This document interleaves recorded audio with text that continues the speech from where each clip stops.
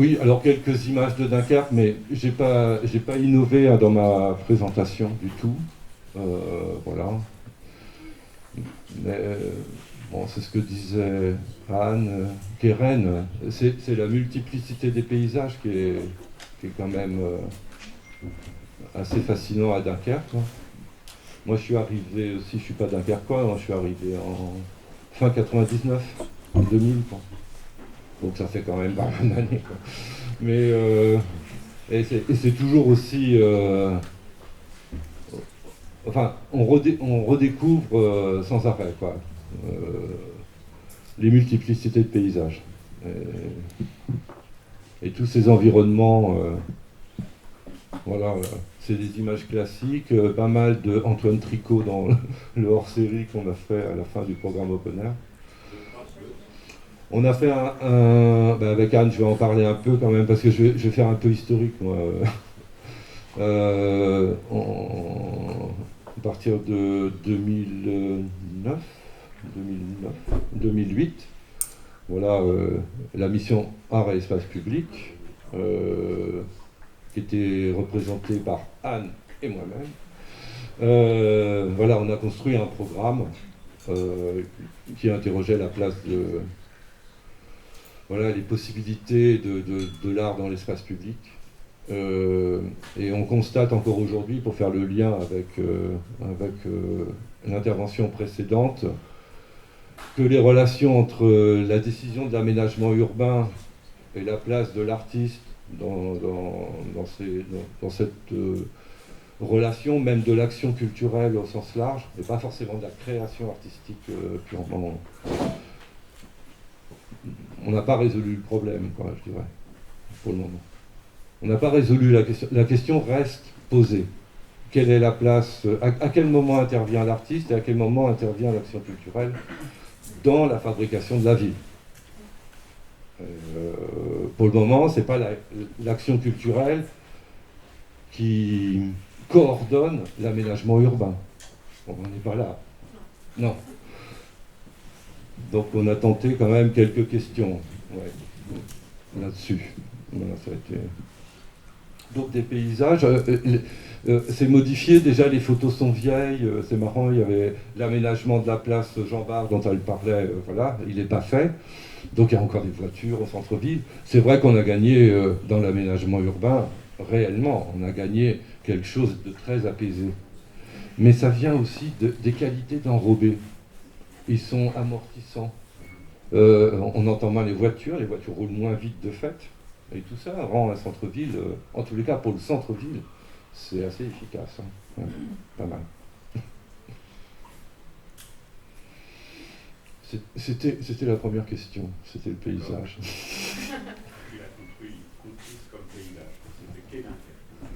C'est Dunkerque, c'est du paysage et des gens qui vivent dans ce paysage. Tu vois, mais pas beaucoup des fois. Hein. Dunkerque, c'est des grandes étendues vides aussi. Hein. C'est immense.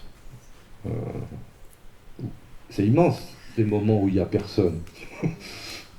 Que ce soit la grande zone industrielle, le port, enfin dans la partie industrielle, la digue du Brec, ces choses-là, et de l'autre côté, surtout tout l'espace dunaire, la plage ininterrompue, là, presque au stand, enfin un peu moins, mais... Donc la place de l'homme, il y a une échelle quand même. c'est petit. Alors que le centre-ville est à échelle humaine. Enfin, on n'a pas de grands ensembles urbains, de grandes tours, de grandes barres. Mais ça, vous découvrirez toute la reconstruction, notamment en centre-ville, enfin ce qu'on appelle les îlots rouges par exemple. D'ailleurs, on va y aller. Voilà, ça c'est dans les îlots rouges. On a commencé par ça. Voilà. On s'était dit, ben voilà, il y a ces îlots de la reconstruction qu'on voit très mal, hein, parce que c'est normal, hein, c'est des projections.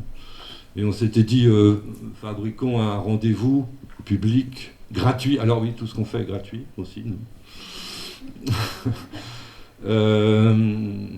Invitons une équipe en Super 8, en 16 mm, à projeter aussi des films sur la ville, sur des quartiers, sur des personnes. Voilà. C'est une programmation, quoi, en déambulation avec plusieurs points de projection. Les îlots rouges, oui. Les îlots rouges, c'est toujours des logements... C'est du privé. Maintenant, c'est du privé. Ça a toujours été. Oui, c'est l'histoire de la reconstruction. Les gens ont perdu leur habitat. C'est le programme de reconstruction après-guerre qui a rendu aux personnes... alors, de ce que je sais, je ne suis pas un pro là-dessus, mais de ce que je sais, c'est qu'il y a eu une enquête des gens qui avaient perdu leur habitation. Sur le tracé des routes, sur le tracé des voiries, parce que tout était possible, hein, puisque tout était rasé. En gros, on pouvait reconstruire une trame complètement différente. Je pense... Et je pense que, enfin, si on compare Le Havre avec la reconstruction de Perret, et puis ici, c'est deux approches complètement différentes. Et puis un groupe donc urbaniste-architecte, enfin un binôme urbaniste-architecte, qui vont coordonner, je crois, une quarantaine d'architectes, quarantaine d'équipes différentes, sur toute la reconstruction. Là, c'est l'étape qui est l'évaluation des biens. Pardon ? L'évaluation des dommages, en fait. Oui, c'est ça. En fait, chacun était dépositaire d'un bien qui était évalué avec une décote qui était liée au fait qu'il y avait, je sais pas quoi, l'usure, tout ce que tu veux, etc. À partir de ça, tu as une valeur, disons, capitale, capitalistique, qui est injectée dans le lot d'un immeuble collectif, alors qu'au départ, c'était l'habitation individuelle. Bien sûr. Voilà. Donc ça donne des ensembles avec des triplex au départ, parce qu'il fallait les surfaces correspondantes. Ces triplex se sont séparés, avant, triplex pour une famille, le triplex est séparé et maintenant il y a 3 logements. Mais tout le patrimoine est privé, une grande partie. C'est des copropriétés. Donc toutes les questions d'entretien sont posées. Oui. En fait, on va voir des vues de Dunkerque un peu différentes là. Voilà, et qui ne sont pas dans un ordre chronologique du tout. Mais voilà comment marcher accompagné et initié par un artiste, par Jérôme Giller, artiste marchand. Voilà. Notre travail a toujours été en tentative de relation entre associer des gens, des personnes, qui peuvent être des habitants, mais pas seulement, tu peux venir d'ailleurs, et des dérives dans la ville, quoi. Une précision nécessaire, c'est que là tu parles au nom de l'ANRU ou de la ville de Dunkerque? Là, je parle au nom de la mission Art et Espace Public de la ville de Dunkerque. Et donc le premier programme qu'on a bâti avec Anne, on a bâti ensemble, s'appelait Open Air. Voilà. Et il a duré à peu près 5 ans, 6 ans, 5 ans et demi, 5 ans. 8 ans? Oh là. Ah bah oui, 8 ans. 8 ans, voilà. L'aider, c'est... Alors, Jérôme, on invite l'artiste dans ce territoire qui se posait les questions de mobilité, la mairie du quartier, des déplacements. En fait, on a compris après que c'était pour savoir où on allait mettre les sens interdits. Voilà. Bon, le but du jeu, en fait, c'était de revoir le plan de circulation voiture. Bon. Alors, mais bon, on s'est dit, ben nous, on prendrait bien notre part en associant un artiste marcheur. Donc, il a marché, il a repéré des possibilités de jeu. Voilà. Et on a proposé 7-8 promenades peut-être sur un calendrier. Et à chaque promenade, il y avait une possibilité de jeu. Donc là, c'est un jeu de dérivation. On jette le dé et ça va nous donner 2e à gauche, 5e à droite. Et donc, voilà. Et donc le hasard de la dérive. Alors évidemment, ce genre de proposition fait que les gens vont beaucoup échanger entre eux et ils vont prendre presque... Enfin, il n'y a pas de visite guidée au sens artistique, hein, mais la visite se fait par les habitants en fait. Parce qu'ils connaissent des endroits, ça leur rappelle des endroits. Évidemment, quand on habite à un endroit précis, au bout d'un moment, on prend ses habitudes de circulation et on oublie la rue d'à côté. Et ben, en passant dans la rue d'à côté, ça leur fait remémorer des souvenirs, des choses comme ça, et voilà. Et donc dans ce programme, on a fait on a fait le constat qu'une ville,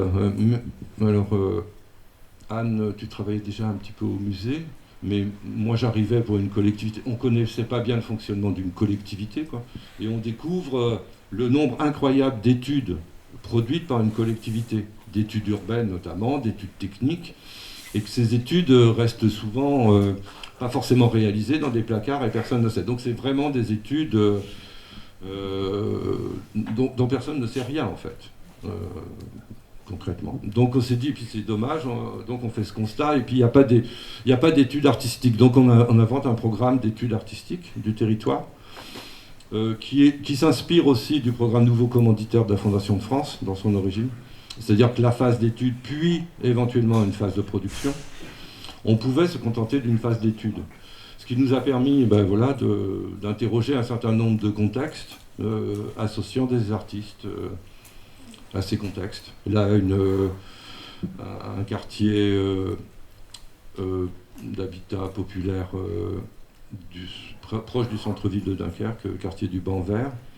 Et on s'est intéressé au déplacement des jeunes enfants de leur lieu de vie, de leur appartement, jusqu'à l'école.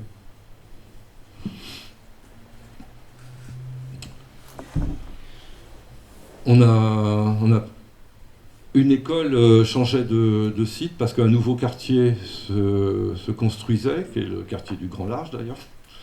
Et l'ancienne école de centre-ville allait fermer au profit d'une nouvelle école. Et donc on a proposé à Séverine Hubbard et à Lou Galopa d'accompagner le déménagement de l'école. Donc on a artistiquement déménagé l'école. Ça rappelle aussi quelques traditions de carnaval. On n'insistait pas trop sur le carnaval quand même.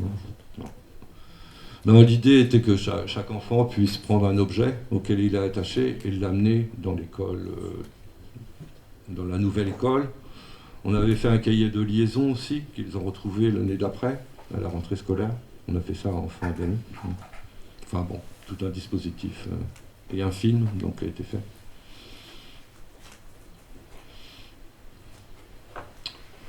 Les sons, avec Anne,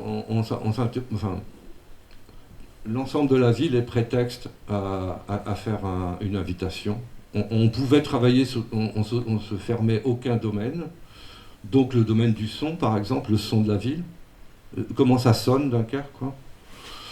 Et donc Mike Solomon, qui était compositeur, musicien, invité par le conservatoire de Dunkerque, on lui a proposé aussi d'intervenir dans l'espace public avec des jeunes élèves du conservatoire de musique de Dunkerque, avec un instrumentarium fanfare.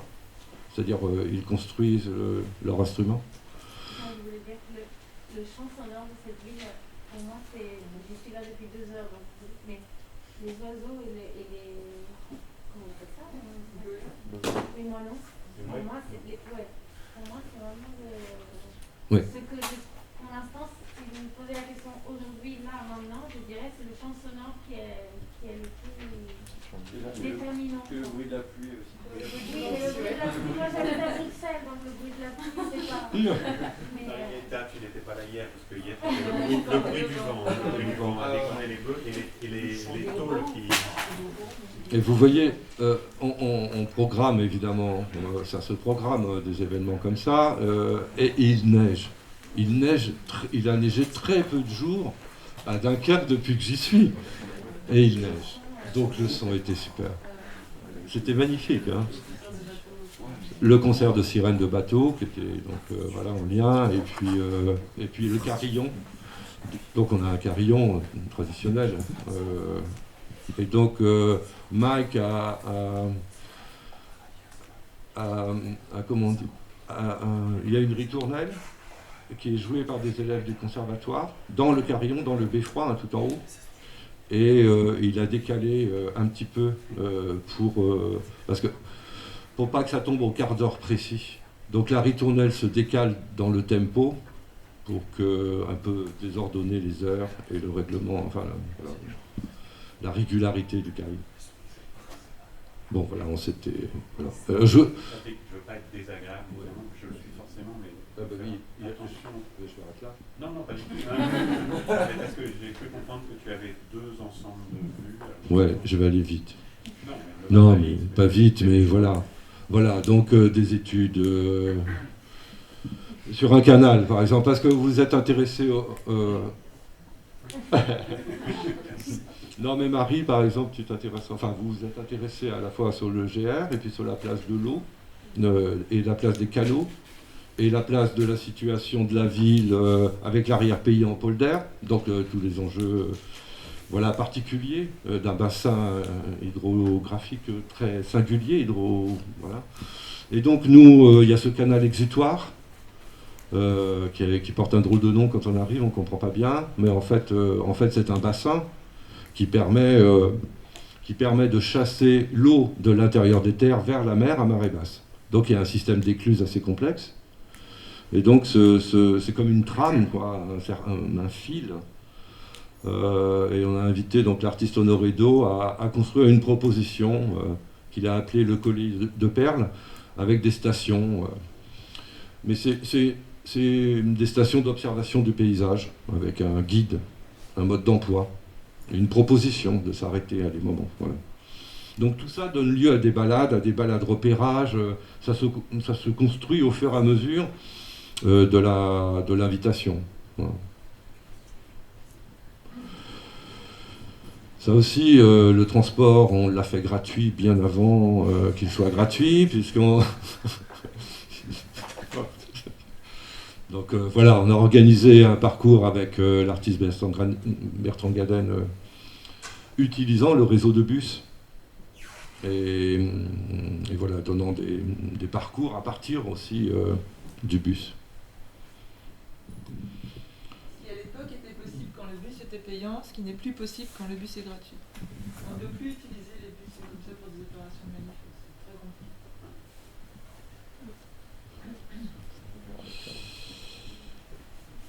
compliqué. Contaminer la ville par le dessin, tout n'est pas réel. Surtout en haut à droite. Surtout en haut à droite, on aurait bien aimé pouvoir le faire. Bon, voilà. Donc aussi, mais ça nous permet de revisiter la ville, de se lâcher un peu dans les possibilités que une ville peut être contaminée par le dessin. Voilà, ça a donné lieu quand même, on a restitué dans une cellule commerciale vide qu'on a occupée et qu'on a transformée en galerie pendant 1 mois,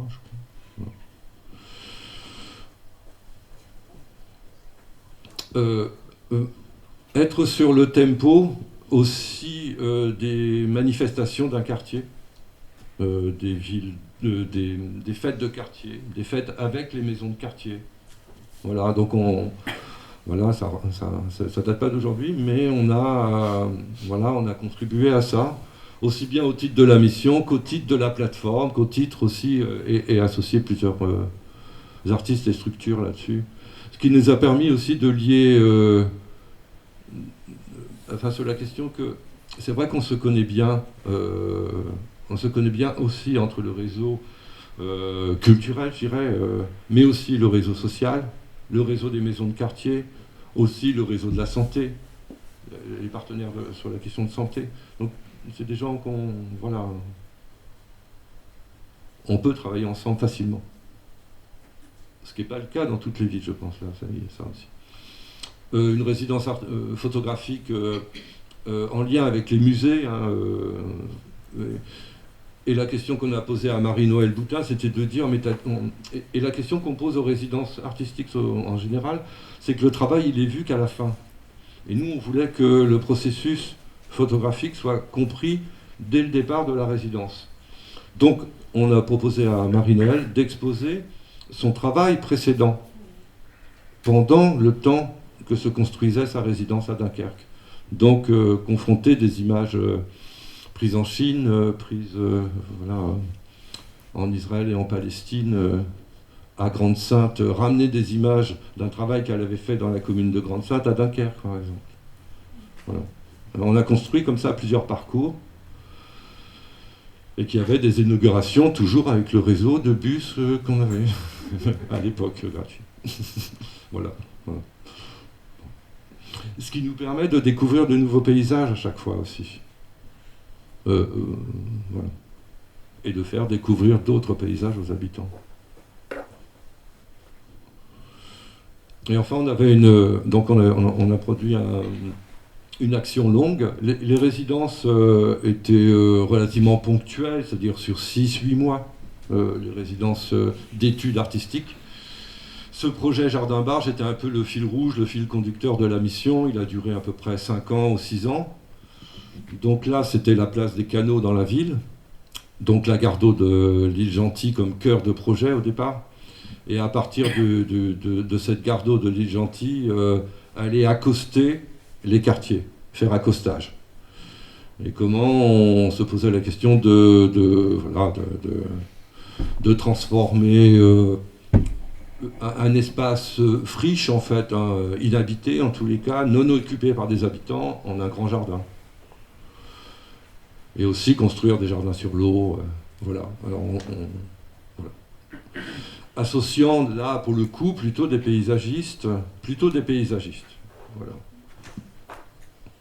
Mais on a toujours considéré aussi bien dans les études artistiques que artistes, pour nous, il y avait artistes paysagistes, artistes architectes, artistes journalistes. Voilà. Et, on ne se limitait pas à un champ particulier. Une sculpture monumentale, ce qu'on avait dit qu'on ne fera jamais, c'est ce qu'on a fait en premier presque. Donc voilà, mais c'était marrant. C'était un chantier qu'on a fait en insertion aussi, avec une entreprise d'insertion. La rencontre avec des soudeurs professionnels et l'équipe russe de Nikolai Polusky. Voilà, pour fabriquer Spoutnik avant l'heure. Enfin, après l'heure, mais avant l'autre, qu'on attend. Incursion désagréable. Oui. Là, c'est la première séquence passionnante, évidemment, du travail que vous menez au sein du service d'action artistique. Je sais qu'il y a une deuxième série qui nous attend sur la question de l'ANRU. Est-ce que tu fais le sacrifice de l'ANRU ou est-ce que tu passes direct à l'ANRU ? Non, mais direct à l'ANRU. Désolé, hein, je suis brutal. Parce que là, en fait, ce qui serait bien, si tu veux, c'est que, ayant exposé, tu nous laisses un peu de temps pour réagir, d'une, et d'autre part, on doit présenter aussi le programme. Voilà.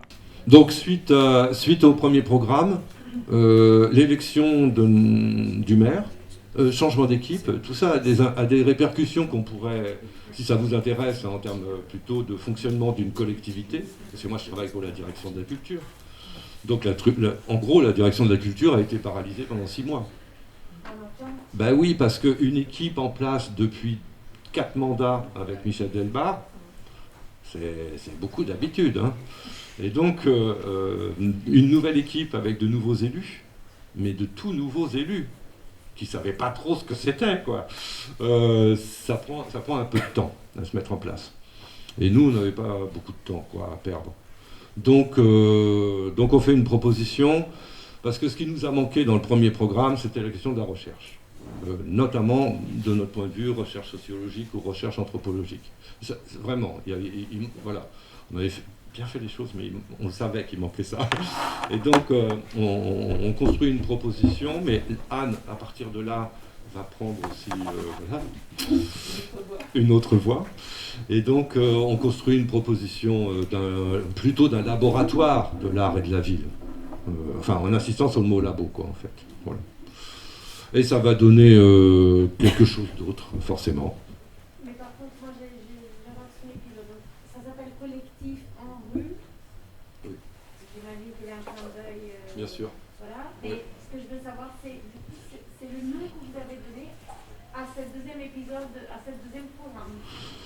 Non, on peut pas dire que non. Ça devient l'essentiel, une grande part de mon activité comme chargé de mission au sein de la direction de la culture. Ça a une grande part, c'est de co-animer ce collectif. Mais c'est pas. Est-ce que vous pouvez donner le micro-fil à Patrick, comme ça on peut circuler dans les champs.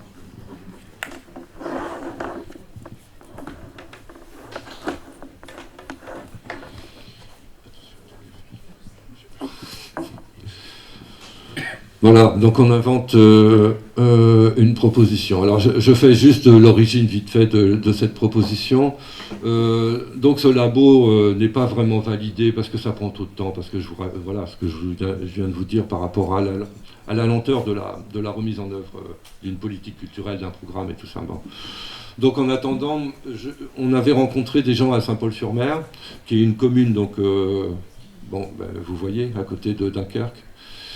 Donc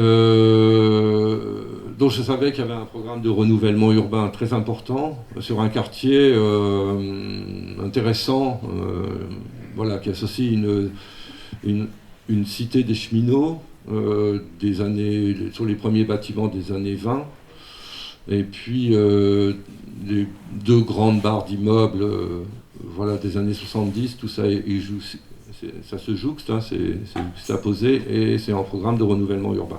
Je connaissais la directrice de la politique de la ville, avec qui on avait travaillé sur une précédente mission dans le programme Open Air. Moi, c'était l'occasion d'aller voir si on ne pouvait pas faire quelque chose dans le cadre d'un programme de renouvellement urbain. Voilà. Et là, je rencontre, voilà Guilmer Jambard.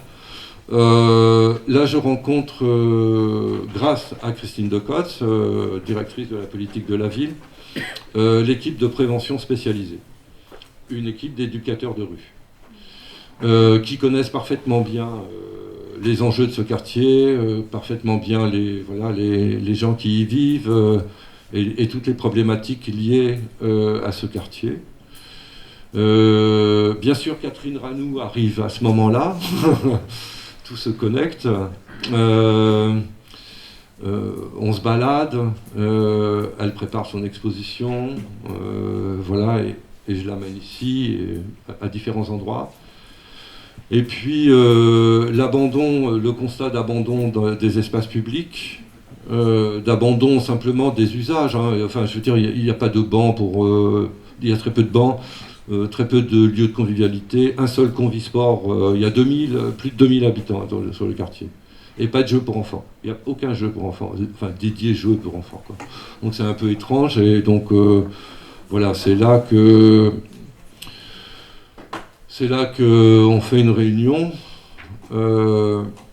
avec Catherine, un fond de plan du quartier, un jeu de calques, et 4 calques vont sortir, en gros l'existant de l'aménagement du quartier, en espace public, hein, strictement. Ce qui existe, comment vous nommez les lieux, les différents espaces dans le quartier, et c'est important parce qu'en fait, on a des noms, mais c'est pas les bons, quoi. Donc qu'on ait le même vocabulaire. Les savoir-faire des gens qui étaient là. Et on s'aperçoit qu'on a listé tous les savoir-faire de chacun, c'était énorme. Enfin, plein de savoir-faire, donc des savoir-faire particulièrement des mamans et des filles. Et enfin, on se dit, bon ben voilà, quel désir d'implantation et où on implanterait quelque chose. Voilà, des constructions. Tout le monde attend l'ANRU. Tout le monde nous dit dans ce quartier, on attend l'ANRU, parce qu'il y aurait pu avoir le premier ANRU, mais le maire de l'époque, pour des raisons diverses, j'ai pas tout compris, a arrêté le programme. Donc, ils ont raté le premier ANRU, et là, tout le monde attendait le deuxième ANRU. Donc, vous savez qu'un bailleur, il attend les financements avant de faire de grandes modifications, donc ça entraîne des dégradations dans les immeubles et dans les appartements. Donc, c'est très compliqué.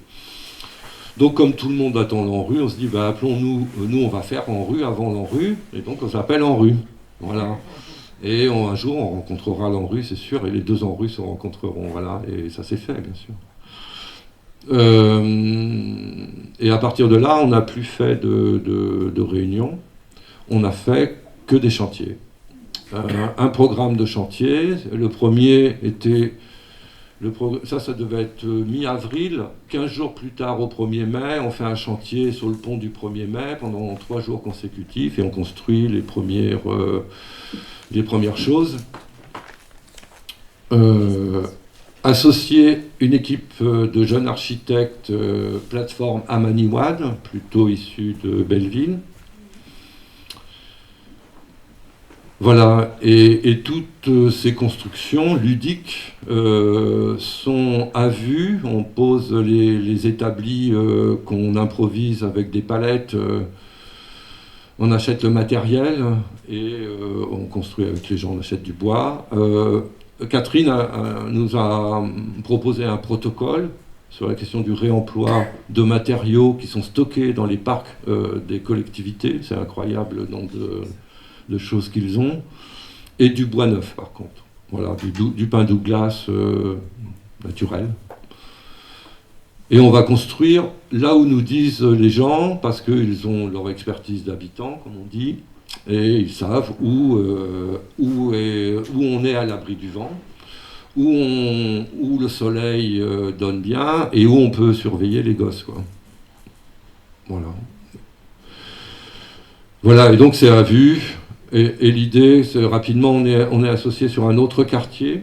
Donc là, c'était Saint-Paul-sur-Mer. On est associé sur un autre quartier en renouvellement urbain, commune de Tétéghem, quartier de Grotte. Et c'est intéressant parce qu'on a 2 quartiers en renouvellement urbain en comparaison. Donc l'équipe du collectif En Rue, aujourd'hui, ce sont des habitants volontaires, des plus jeunes, et qui nous ont suivis après sur les deux quartiers, c'est-à-dire que ça crée de la mobilité aussi entre les quartiers, parce que c'est assez éloigné l'un de l'autre. Des architectes, artistes associés, les éducateurs en prévention spécialisés, et donc dès 2018, c'est-à-dire le printemps, enfin l'année suivante, le laboratoire de Pascal Nicolas Lestrade, Paris 8, voilà, le laboratoire Experis, qui va développer un axe particulier dans le cadre du campus Condorcet, qui va s'appeler Territoire en expérience. Et nous sommes un des territoires en expérience du labo de Paris 8. Donc ça veut dire que un professeur, un sociologue, 2 doctorants sont en permanence avec nous sur chaque rendez-vous de chantier. C'est du terrain en permanence. Donc ils vont apprendre aussi tout ça, quoi. On a des savoir-faire partout, comme je vous le disais, et donc le savoir-faire, par exemple, autour des métiers du fer, ça va, des soudeurs, ici à Dunkerque, on en trouve. Donc c'est pas un problème. Voilà, donc... Bon, je vais passer vite. Voilà. On intervient aussi sur le Molin, parce qu'un des premiers partenaires, ça a été le Learning Center, sur le Molin, avec son ancien directeur Marnix Bonic. Voilà, donc il nous a accompagnés tout de suite dans cette démarche. L'économie du projet, nous allons chercher au fur et à mesure. Une fois, à partir de mai 2017, il y a une association, parce que le collectif En Rue est un collectif informel. Ce qui était important, c'était d'avoir une association support pour aller chercher les financements. Et donc, un des éducateurs en prévention spécialisée avait déjà monté une asso qui était dormante et qu'on a remontée. Éco-chalet. Parce qu'à l'époque, il a fait un chalet en palette dans le cadre d'un atelier qui s'est retrouvé dans l'exposition de Catherine Ranoux parce que c'était de l'autoconstruction. Tout était lié, en fait. Donc on va chercher le financement. Et ça, c'est important, parce qu'on passe de 500 € qui restaient sous le compte à pas mal, quand même. Ouais. Tu pourrais, grâce à ta capacité à entrecroiser comme ça toutes les initiatives, finalement, je veux dire, avoir sous ton empire l'intégralité d'un territoire comme celui-là, non? Absolument, absolument. C'est le but, c'est le but. C'est du méta-projet, en fait. En fait, je suis artiste et je prévois une grande expo au MoMA de New York. Alors là, maintenant... non. J'arrête après. C'est important sur la règle. À peu près 10 chantiers par an, par saison de chantier, on appelle ça. On se réserve l'hiver, c'est pas trop la peine d'aller en extérieur. Les chantiers durent entre minimum 3 jours consécutifs, maximum 15 jours, c'est le cas du Molin, là, pour faire ça. ça commence à 10h le matin et ça finit à pas d'heure. Et le midi, on mange tous ensemble. Donc, il y a toute une logistique de chaque jour de chantier. Tous ensemble, et on trouve les moyens de faire la cuisine. Soit en pied d'immeuble, c'est les habitants qui nous font des frites, c'est possible, c'est arrivé, des pâtes, des choses comme ça. Soit on fait ce qu'on fait, quoi. On fait des courses. On a construit une cuisine mobile aussi. Ça nous permettait d'être mobile. Bon, on travaille le paysage, les traces aussi de patrimoine, les anciennes butées de train des Maules, du Molin notamment. C'est pas fait pour durer forcément non plus ce qu'on fait. C'est pas grave. C'est bien que ça soit un peu entretenu, mais si c'est délaissé, après tout, c'est délaissé. Bon, les questions d'échelle, quoi. Ça, c'est une question d'échelle, c'est dingue.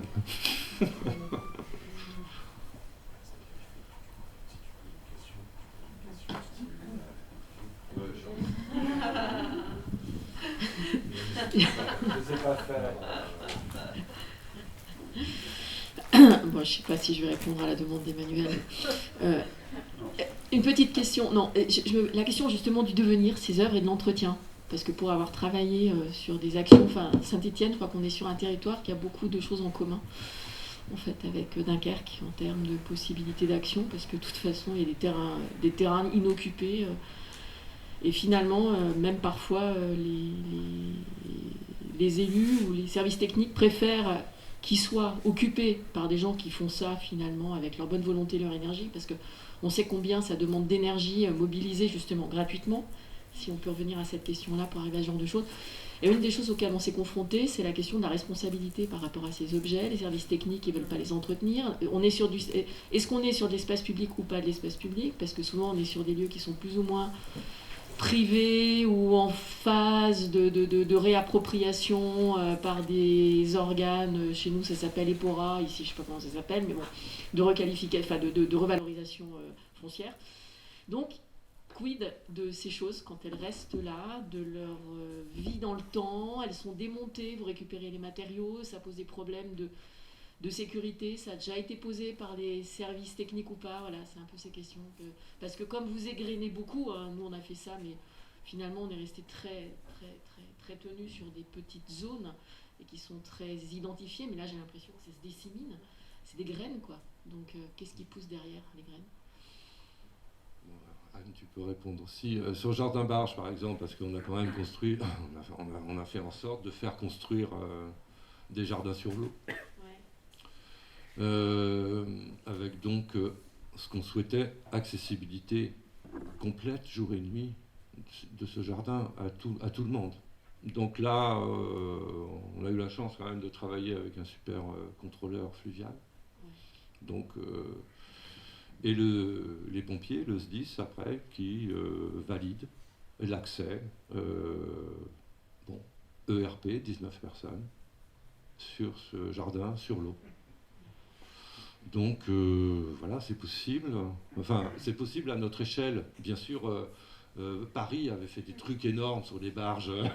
Bon, c'était notre modeste contribution de pouvoir amener en permanence des habitants qui le souhaitent sur l'eau. Voilà. Donc c'est possible, mais ça pose un problème. C'est effectivement dans l'entretien, la ville de Dunkerque, enfin les services d'espace vert, n'ont jamais, parce qu'on n'est pas sur le territoire strictement ville de Dunkerque. C'est la découpe des canaux qui fait que je pense qu'on est sur une propriété à l'intérieur des écluses, c'est très compliqué, domaine portuaire. Donc l'autorité, c'est le port. Dès qu'on passe l'écluse, l'autorité, c'est VNF. Voilà.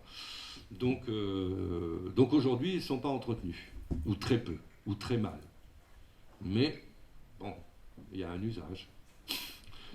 Pour plein d'autres exemples, celui-là par exemple, c'est le réemploi, quand même, c'est le réemploi d'un jardin créé par Michel Desvignes, qui a été entièrement démonté. On a réemployé, on a demandé l'autorisation à la ville de Dunkerque, qui était propriétaire des blocs béton, en rond, de réemployer le tas de terre qui est à côté et les blocs béton. C'était l'ancien jardin. Et on m'a dit oui sur un mail. Donc après, j'ai vérifié auprès du port sur l'installation qu'on ne gênait pas les bateaux à quai. Ils m'ont donné une distance. Et puis on n'a rien demandé d'autre. Et puis on a construit. Il n'y a pas de ciment, il n'y a pas de dalle, c'est autoporté. Pas de permis. Pas de permis. On dit que c'est une œuvre d'art qui est réalisée par le collectif En Rue. On assume la responsabilité du truc, mais au final, c'est bien le maire qui est responsable. Je pense. Et il le sait. Il l'a vu, hein. Donc s'il faut démonter, les services démonteront. C'est vraiment rien à démonter. Bon, on agit plutôt comme ça. Par contre, en termes de responsabilité, tout ce qu'on a fait dans l'espace public au démarrage, on s'était dit que nous allions entretenir. Et que ça allait même créer un emploi. Parce que la question de l'entretien de ça, c'est super, parce que ça demande une maintenance et une permanence de la maintenance. On revient à l'idée de permanence d'occupation que d'autres ont développée. Voilà. Dans les faits, c'est pas tout à fait réalisé. On a fait aussi avec Anne, et j'arrête, mais c'était important. Quand on a conclu Jardin Barge, quand on a conclu la mission, on a fait un cahier de gestion partagé. Ce cahier de gestion partagé, il est co-signé avec la maison de quartier référente, avec certains services de la ville de Dunkerque, et qui propose tout le protocole d'entretien. Et qui propose un protocole aussi avec les jardiniers de la ville, qui ont leur savoir-faire, leurs compétences, et savent faire de la médiation, pour estimer le temps de travail que ça demandait en entretien. Et c'était vraiment ridicule, en fait, par mois. Peut-être pour 3, ça représentait 3 heures. 3 heures en médiation. Et ça n'a jamais été validé. C'est quoi le but du collectif, en fait, pour venir un jour construire un projet urbain avec ces gens, ou c'est uniquement créer des expériences pour faire participer les gens C'était de répondre à un besoin d'usage. Vraiment, il y avait un besoin. Il y avait des gens qui ne pouvaient pas s'asseoir ensemble. Donc au départ, on part vraiment de ça. On répond à un besoin. Donc le collectif se crée pour répondre à un besoin. Et il se fait que ce besoin, il crée une démarche publique, politique, et qui crée du commun. Et tout ça fait recherche, en fait. Oui, en fait, ce qui est assez intéressant, c'est que ça revient sur l'histoire des Beni Comuni, telle que la commission Rodota, etc., l'histoire italienne. Tu vois ça ou pas? Non? C'est-à-dire, en fait, dans le cas très particulier d'Italie, qui est vraiment un cas exemplaire, l'Italie contemporaine, maintenant, un pays qui est tout sauf régalien, enfin, où l'État central est d'une faiblesse constitutionnelle, crasse, par ailleurs la mafia, enfin bref, on ne va pas dresser le tableau d'Italie. La désaffection, ça a commencé par la désaffection du patrimoine, en fait, même le patrimoine religieux, en fait, ça a commencé vraiment par là. Des citoyens qui se sont mobilisés pour dire c'est pas possible. Et donc, il y a des lois qui sont passées grâce à ce monsieur Rodota, qui a fait en sorte que il y a une forme de délégation, enfin juridiquement c'est pas exact, délégation de pouvoir public qui permettent de conventionner en quelque sorte des citoyens rassemblés en collectif et qui prennent en charge ce bien commun, Beni Comuni, à la place, ça ne veut pas dire qu'ils en prennent la propriété, bien évidemment, c'est conventionné avec la collectivité locale, etc. Donc ça fait penser à ça. Mais à un autre niveau, je me permettrais quand même de retourner la question de manière plus piquante, et de provocante, si on peut dire, c'est que tant en ce qui concerne la première partie de ta présentation au sein du service de l'action culturelle, qu'en ce qui concerne l'ANRU, je me pose la question, c'est vraiment jusqu'où est-il possible d'administrer la culture, jusqu'où va la possibilité d'administrer la culture par le service culturel dédié. Enfin, bon, c'est un peu bête peut-être comme question, mais néanmoins je la pose. Et là aussi, ça pose des questions par rapport au commun. La manière dont on peut penser l'articulation du commun et du public, c'est peut-être pas la même notion. Et ensuite, jusqu'où cette forme de participation organisée, enfin, dans le cadre de l'ANRU, est-elle concevable et possible, quoi. C'est-à-dire, à quel moment des gens comme toi, comme vous, les médiateurs, ou je ne sais pas comment il faut vous appeler, quelle est votre place dans tout ça? Et je pense aussi à Lestrade, enfin, ce qu'il écrit, etc., qui est intéressant, mais en même temps qui pose aussi cette question, quelle est sa place à lui? Il y avait une autre question. Pardon. Vous êtes peut-être mieux si vous posez la question. Oui, C'est facile. comme ça. Je voulais vous demander si systématiquement en fait, vous aviez des autorisations pour les projets. Et du coup, la réponse, Du coup, je voulais savoir si vous aviez systématiquement des autorisations pour vos projets, même quand ils sont de petite envergure, et si vous aviez rencontré en fait des difficultés pour certains projets, ou enfin, je suppose qu'il y a des projets qui doivent plus ambitieux que des banques que vous avez voulu mener et qui ont peut-être eu des réticences au niveau de l'administration, etc.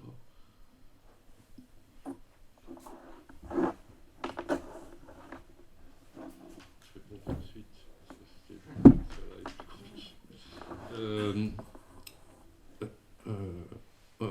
Patrick Bouchin l'a dit, pas trop. Tant qu'on a un soutien d'un élu, enfin de l'élu, d'un maire, le maire, si c'est pas le maire, c'est quelqu'un qui est très proche du maire et qui nous soutient et qui fait comprendre au maire que c'est important de nous soutenir. C'est ce qui s'est passé à Saint-Paul. Donc on a une validation sur les pieds d'immeubles, je vous ai montré les premiers, on a une validation, bien que le terrain appartienne aux bailleurs. Mais comme on a fait courir la rumeur qu'on avait fait un constat d'huissier pour abandon de l'espace public, quoi. Et donc, voilà, en tous les cas, voilà. Et donc c'est au cas par cas, suivant les contextes. Par exemple, ce môle, c'est ville de Dunkerque. À partir du moment où on me dit, voilà, le stock de pierres, voilà, je ne demande pas d'autorisation. Je devrais demander une autorisation, bien sûr. Mais parfois, on n'a pas le temps. Puis on a peur, peut-être, c'est le risque aussi de se voir refuser. parce que si vous faites trop Après, c'est foutu. Donc on a été un petit peu, parce que ça pose la question des normes. Ça pose la question de qui a le droit de poser une pierre dans l'espace public, qui a le droit de poser un banc, etc. Ça pose toutes ces questions-là. Au bout d'un moment, sachant les personnes avec qui je travaille, qui sont très impliquées dans la vie du quartier, qui sont, tu vois, c'est sensible, quoi. Et puis les jeunes adultes avec qui on est, ils rigolent pas trop non plus, quoi. Si on dit qu'on le fait, on le fait. Et on va pas s'embarrasser d'une autorisation. Alors c'est pas, voilà, c'est après, moi je justifie, si tu veux. Tant qu'on a l'appui de quelqu'un d'une collectivité, très proche du maire, ça marche. Dès qu'on le perd, tout se casse la gueule. Donc on l'a perdu à Saint-Paul, depuis, c'est fini. Septième principe. Et donc,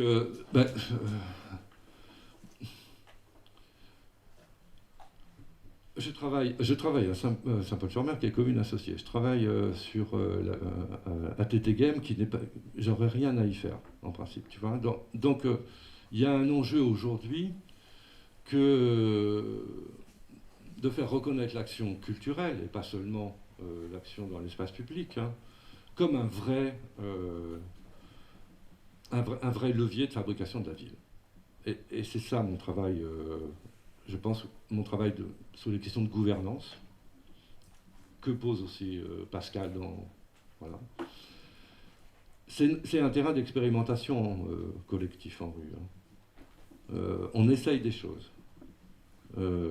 Les échecs n'en sont pas, en fait. Ça nous apprend les uns les autres. L'idée, c'est qu'on ne fabrique pas une école. On espère qu'on transmettra des choses. Et que nous, on n'est pas là pour rester. C'est-à-dire, on n'est pas là pour créer quelque chose de... Si on peut transmettre, c'est mieux.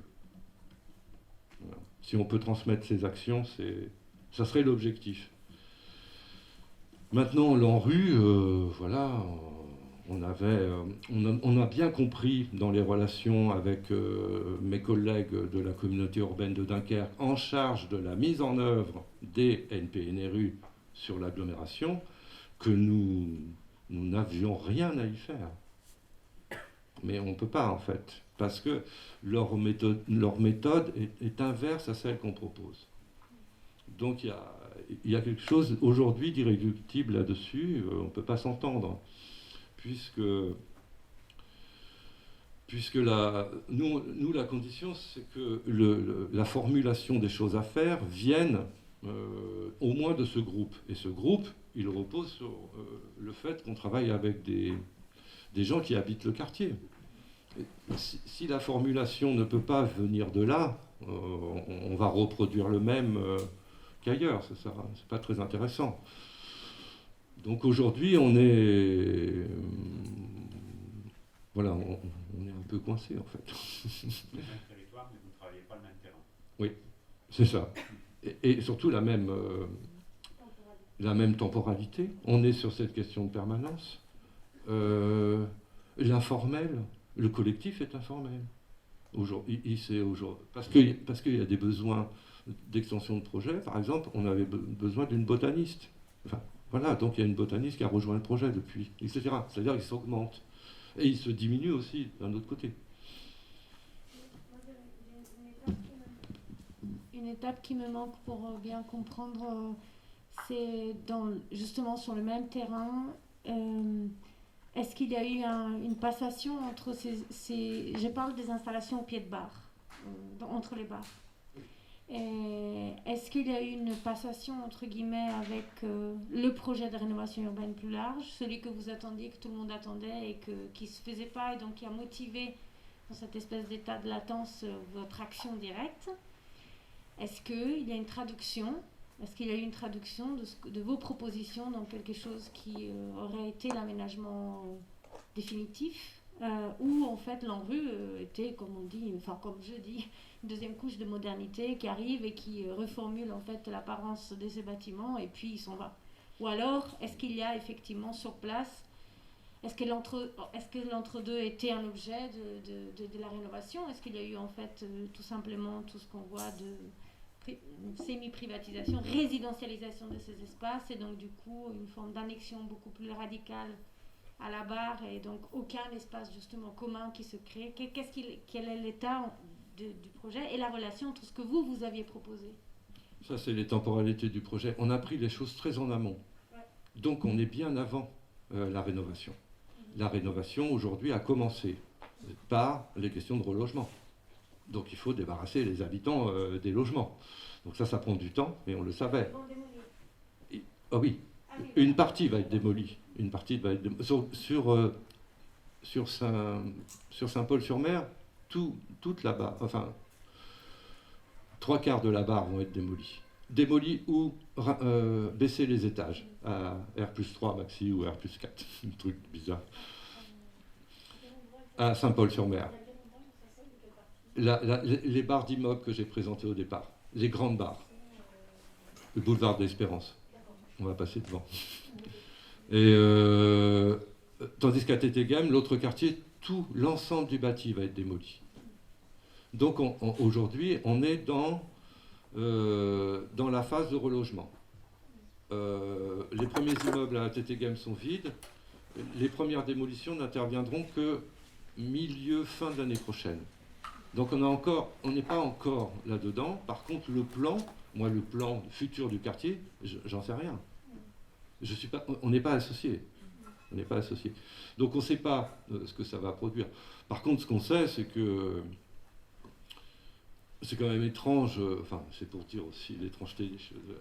Donc en amont du programme, on a associé un journaliste à faire une enquête sur ce quartier avant rénovation urbaine à Saint-Paul-sur-Mer. Un livre a été publié, s'appelle Cheville ouvrière. Ce livre a été comment dire,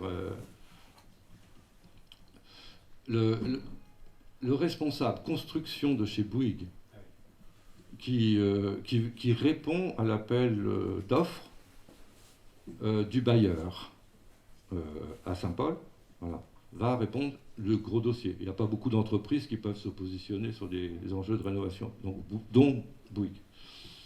Le type tombe sur le livre d'Antoine, il en achète 25 exemplaires pour les donner à ses collaborateurs. il appelle Antoine Tricot, le journaliste qu'on avait associé, et il lui dit j'ai des tas d'études techniques comme ça, sur Guilmer Jambard. Ça ne me sert à rien. J'ai rien sur un diagnostic social et historique du quartier. C'est-à-dire, qui parle, où sont les gens, voilà. Et comme dans ce livre, il y a 60 portraits de gens de Guilmer Jambard. Donc il dit, mais moi, je vais construire le dossier compte tenu de ça. Donc vous voyez comment ça... Donc Bouygues intègre parfaitement bien l'enjeu d'un chantier, d'associer les gens au chantier, de vouloir associer les gens au chantier, de vouloir qu'il y ait une rencontre un peu, pas conflictuelle, mais au contraire un peu constructive, justement, entre les ouvriers des chantiers et les habitants.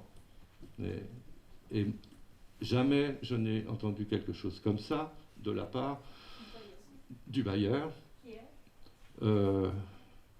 Habitat du Nord, ni du bailleur, ni d'ailleurs de mes collègues à la ville, enfin à l'agglo. Donc on est vraiment en antagonisme dans nos approches. Et c'est là où il va falloir à un moment donné que quelque chose se règle, qu'on trouve un moyen de faire, un moyen commun à faire. Et donc on est effectivement, on est un peu le cul entre deux chaises là-dessus, avec Pascal aussi. Pour autant, c'est pas le Bouygues qui va pouvoir se substituer à la responsabilité politique. Ben voilà, c'est Bouygues qui va faire ça. C'est Bouygues qui va faire ça. J'y crois pas non plus. Hein.